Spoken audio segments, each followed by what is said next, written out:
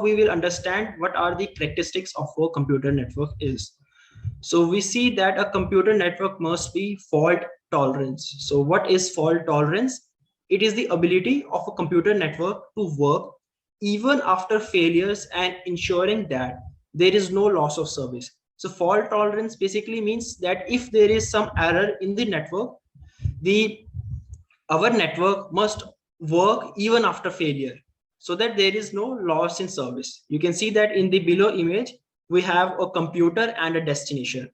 And these are intermediary devices. We can call them routers. So you can see that your computer goes through different routers in order to reach its destination. But as you can see that I have put a cross in one of the links, which is showing that there is a fault. There is a failure in this node and the traffic cannot go from the first router to the other router. But you can see there is also another router through which your data can transfer. So this is what I mean by fault tolerance, means that if one link fails, your router must be able to find any other link in order to transfer the data. So it is a characteristic of a computer network that it must be fault tolerant. Then we have scalability. So it is the ability of computer network to grow based on the needs and still have good performance after growth. So scalability means the ability of a computer network to grow based on the needs and still have good performance after growth. So the example of the scalability would be you have 10 computers in your network and you want to add 10 more computers. So the addition of 10 more computers should not affect the performance of your network. Like if your home network was working efficiently with 10 computers, adding more 10 computers should not lower its performance. The performance should remain the same, even if you add 10 more devices. So that is what I mean by scalability of a computer network. Then we have quality of service. It is the ability of a computer network to set priorities. That is, if a router receives 2 data packets at the same time, it should know which packet should be processed first. So in quality of service, what we have is the ability of a computer network to set priorities. That is, if it receives 2 packets at the same time, which data packet should be processed first. So we will understand what this quality of service is with the help of an example. Let's say there is a person who is sending an email, person A, and we have a person B, which is using VoIP, which is voice over IP. That is like a WhatsApp call. So if a person A is sending an email and person B is sending a WhatsApp call, so which packet should the router decide to process first? So as you know that a WhatsApp call is a real-time communication. Real-time communication in the sense that you are saying some words and the receiver is also saying some words. So this is basically a real-time communication. The one we are having right now is also a real-time communication because I am saying and there is no lag. You are receiving all the words I'm saying. So this is what a real-time communication is.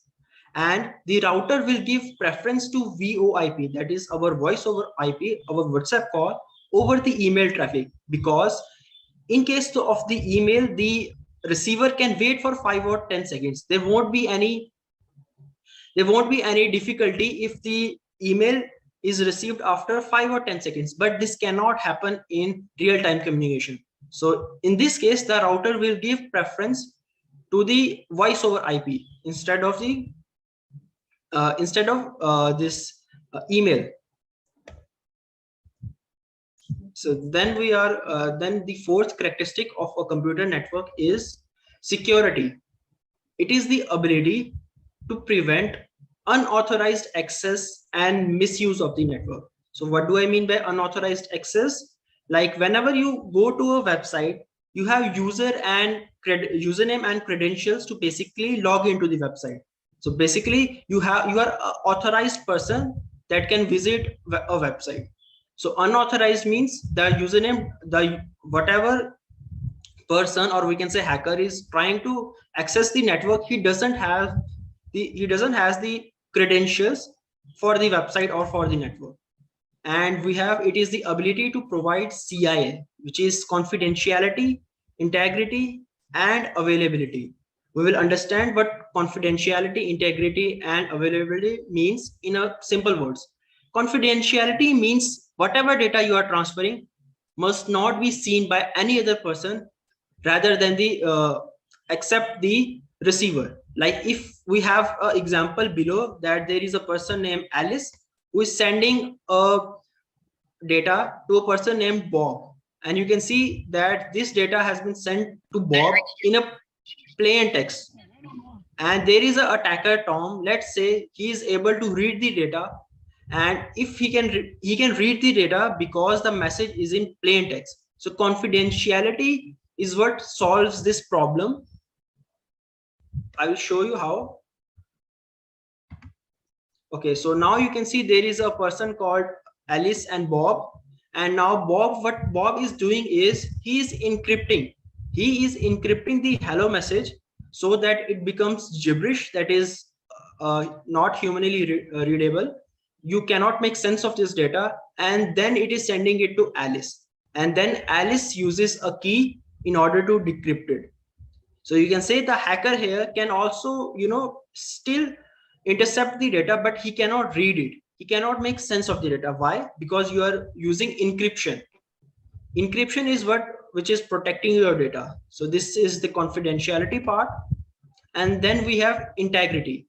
Integrity means your data must not be modified. If you are sending a message, say hello, so hello must be received by the receiver as well. Your data must not be modified. And last thing, we have availability, which means whatever data you have, and whenever the particular user requests the data, your data must always be available. Thank you for watching. Switch from non-IT to IT today. Explore www.thinkcloudly.com.